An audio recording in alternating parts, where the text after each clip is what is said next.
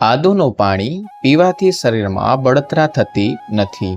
ઊભા રહીને પાણી પીવાથી શરીરમાં એસિડનું સ્તર વધવાનું જોખમ રહે છે. એસિડ વધવાથી ગેસ્ટ્રિક અને સમસ્યાઓ, પેટ સંબંધિત સમસ્યાઓ થઈ શકે છે. દૂધ અને તમામ પ્રકારની ખાટી વસ્તુઓનું મીઠું સાથે સેવન કરવું જોઈએ નહીં. તેનાથી શરીરને નુકસાન થઈ શકે છે. જો હાઈ બ્લડ પ્રેશરની સમસ્યા હોય તો દેશી ગાયના શરીર પર હાથ ફેરવીને 10 દિવસમાં બ્લડ પ્રેશર કંટ્રોલ થઈ જાય છે. જો તમે હાર્ટ એટેક જેવી બીમારીઓથી બચવા માંગતા હોય તો રોજ ડુંગળી અને લસણ ખાઓ અને સવારે એક સફરજન ખાઓ. રોજ વાળ ધોવાથી વાળ ખરવાની સમસ્યા થાય છે. જો તમે નિયમિત રીતે મસૂરની દાળનું સેવન કરશો તો તમારા શરીરમાં એનિમિયા નહીં રહે અને તેનાથી શરીરમાંથી નબળાઈ પણ દૂર થઈ જશે. વધુ પડતું ચાનું સેવન કરવાથી દાંતને નુકસાન થાય છે. વ્યક્તિએ ક્યારેય એક શ્વાસમાં પાણી ન પીવું જોઈએ, કારણ કે તેનાથી છાતીમાં દુખાવો થાય છે અને વ્યક્તિએ હંમેશા બેસીને 3 શ્વાસમાં પાણી પીવું જોઈએ.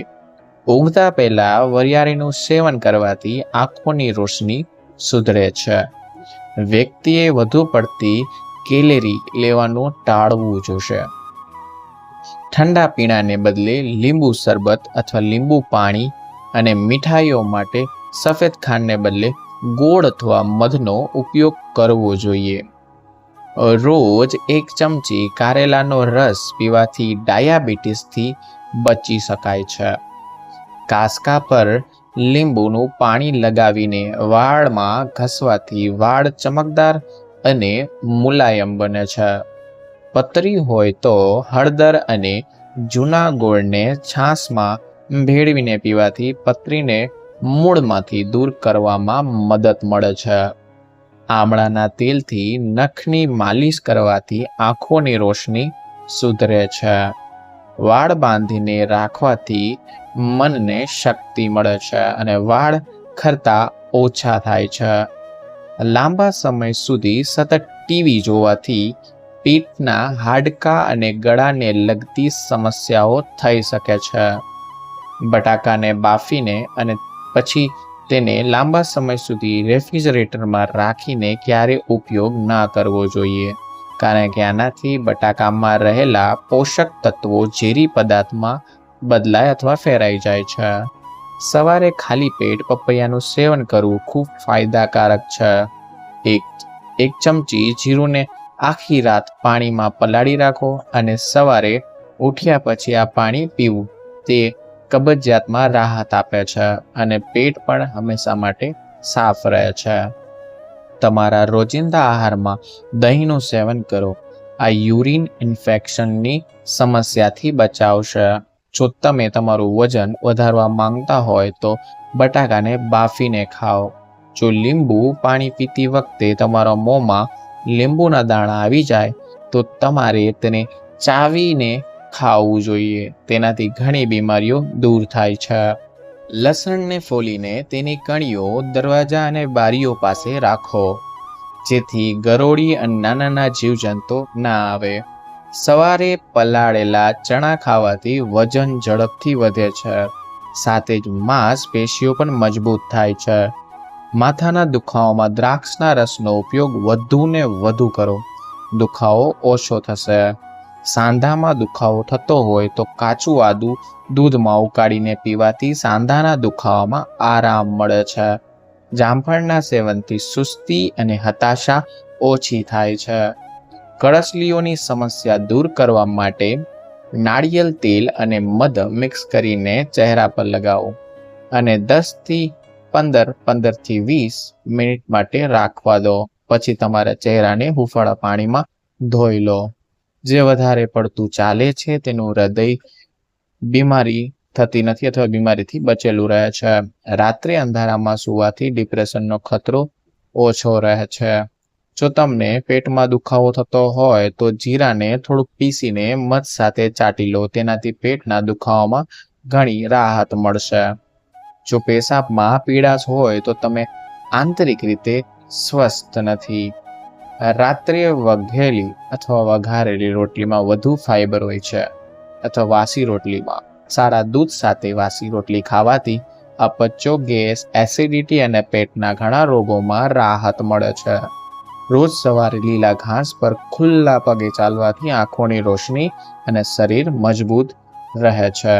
રાત્રે નાભીમાં તેલ લગાવવાથી મગજ ઝડપથી કામ કરે છે અને સ્વસ્થ રહે છે. તમારે તાજા ફળોનો રસ, લીમડાનું પાણી, છાશ, લચ્છી, આંબાના પાન જેવી પીણાનું સેવન કરવું જોઈએ, જેનાથી શરીરને પોષક તત્વો પણ મળી રહેશે. એ ના કરી શકો તો તમે કાચું સલાડ પણ ખાઈ શકો છો. સવારે નાસ્તા પછી એક એલચી ખાવાથી શ્વાસની દુર્ગંધ અથવા શ્વાસની તકલીફ દૂર થાય છે. સલાડ અને લીલા શાકભાજીમાં ભરપૂર પ્રમાણમાં ફાઈબર, વિટામિન અને મિનરલ્સ હોય છે. હળદર, મીઠું અને સરસોના તેલને મિક્સ કરીને પેસ્ટ બનાવો. પછી ટૂથપેસ્ટની જેમ તમારા દાંત સાફ કરો. તેનાથી દાંતમાં ફસાયેલા કીડા અને દાંતમાં રોગો મરી જશે, તો સારું થઈ જશે. સ્નાન કરતા પહેલા નાક, કાન, નાભી અને અંગૂઠાના નખ પર સરસોનું તેલ લગાવવાથી આંખોની ક્યારેય નુકસાન થતું નથી. રોજ કસરત કરવી જોઈએ. આનાથી શરીર સ્વસ્થ રહે છે અને શરીર અનેક ગંભીર રોગોથી પણ દૂર રહે છે. જો રોટલી બનાવતી વખતે રોટલીની વરાળથી તમારા હાથ બળી જાય તો બરફના ટુકડા લગાવવા જોઈએ. સ્વસ્થ રહેવા માટે તમારા આહારમાંથી જેમ બને એમ ખાંડને દૂર રાખો, અથવા ખાંડ શક્ય હોય તેટલું દૂર રાખો.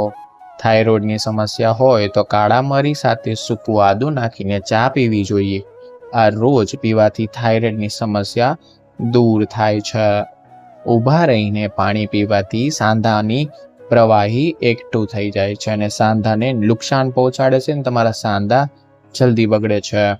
જે લોકો વધુ ખાંડવાળી ચા પીવે છે તેઓ ઝડપથી જાડાપણાનો એટલે કે મોટાપાનો શિકાર બને છે. પાણી પીધા પછી થોડીક વાર ચાલો. આટલું કરવાથી વૃદ્ધાવસ્થા સુધી ઘૂંટણનો દુખાવો નહીં થાય. મસાથી છુટકારો મેળવવા માટે રોજ એલોવેરા જેલ લગાવવું જોઈએ. આ થોડા દિવસમાં સુકાઈને નીચે પડી જશે. વધુ પડતો કફ હોય ત્યારે કેળા અને મધ ખાવાથી ફાયદો થશે. તમારે મૂળાની સાથે દૂધ, ખીર, નારંગી, કારેલાનું સેવન ના કરવું જોઈએ. તે તમારા શરીરમાં ઝેર જેવું કામ કરે છે. દાંતનો દુખાવો થતો હોય તો આદુનો નાનો ટુકડો ચાવવાથી દુખાવો તરત ગાયબ થઈ જાય છે. દાંતથી નખ ના કાપવા જોઈએ. તેનાથી આંખોની રોશની નબળી પડે છે. દાંતનો અસલી રંગ આછો પીળો હોય છે, તેથી તેને વધારે સફેદ કરવાનો પ્રયત્ન તમારા દાંત અથવા તમારા દાંતમાં જે આગળ લીટા પડી શકે છે અથવા દાંત બગડી જાય છે. ઉનાળાની ઋતુમાં બંધ ચંપલનો ઉપયોગ ના કરો. તેનાથી તમારી દ્રષ્ટિ નબળી પડે છે. જે લોકો ઝડપથી ખાય છે તેઓ હૃદય રોગથી પીડાય છે. ખોરાક ઝડપથી પચતો નથી અને ઉબકા આવે છે અને કબજિયાતની સમસ્યાઓ પણ રહે છે. મિત્રો, તો હંમેશા ચાવીને ખાવું જોઈએ. જે લોકો હાથ ધોયા વગર ભોજન કરે છે તેમની યાદશક્તિ નબળી પડે છે. ગર્ભાવસ્થા દરમિયાન નાશપતીનું સેવન અમૃત સમાન માનવામાં આવે છે.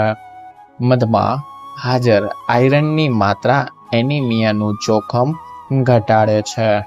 જો તમારા હાથ કાળા હોય તો ઉટળીનું દૂધ લગાવો. સફેદ જલ્દી થઈ જશે. સવારના નાસ્તામાં ઇડલી, ઢોસા, ઉપમા અથવા પૌવા અવશ્ય ખાઓ. આનાથી તમારું શરીર દિનભર ઉર્જાવાન, સારું અને લાઇટલી હંમેશા માટે રહેશે. કાચો મૂળો ખાવાથી મગજ તેજ બને છે. દૂધ અને જેકફ્રૂટ ક્યારેય એકસાથે સેવન ના કરવું જોઈએ, કારણ કે તેનાથી ત્વચાના રોગ થઈ શકે છે. માત્ર રોગ મીઠું, દેશી ગાયનું ઘી અને સરસોના તેલનો ઉપયોગ કરો. રિફાઇન્ડ તેલ શક્ય હોય તેટલું ટાળવું જોઈએ. તેનાથી હૃદય સંબંધિત રોગો થાય છે. જે લોકો રોજ સવારે ટમેટા ખાય છે તેના વાળ ક્યારેય સફેદ થતા નથી. બધા ફ્રૂટ તમારે ખાવા જોઈએ. મોઢામાં પાણી ભરીને સ્નાન કરવાથી ક્યારેય શરદી થતી નથી. બીટરૂટની છાલ ચહેરા પર લગાવવાથી ક્રીમ લગાવવા જેટલી જરૂર નહીં પડે, અથવા તમારે કોઈ પણ મોઇશ્ચરાઇઝર ક્રીમ લગાવવાની જરૂર પડશે નહીં. વધારે ભાત ખાવાથી વાળ ખરવા લાગે છે, કારણ કે એમાં ગેસનું પ્રમાણ વધારે હોય છે. જો તમે શૌચાલય જતી વખતે તમારા દાંતને દબાવીને રાખો છો, તેનાથી તમારા દાંત મજબૂત રહે છે અને તમને ક્યારેય લકવાથી પીડાતા નથી. અને ખાસ સંડાસમાં જતી વખતે મોબાઈલનો ઉપયોગ ના કરતા. રોજ ગોળ ખાવાથી ચહેરા પર કાળા દાગ અને ખીલ દૂર થાય છે. જ્યારે મોબાઈલ ફોન ડિસ્ચાર્જ થાય ત્યારે તેને સાંભળશો નહીં, કારણ કે તે સમય રેડિયેશન 1000 ગણું વધુ હોય છે, જે આપણા મગજને બીમાર તરફ પૂરતું છે.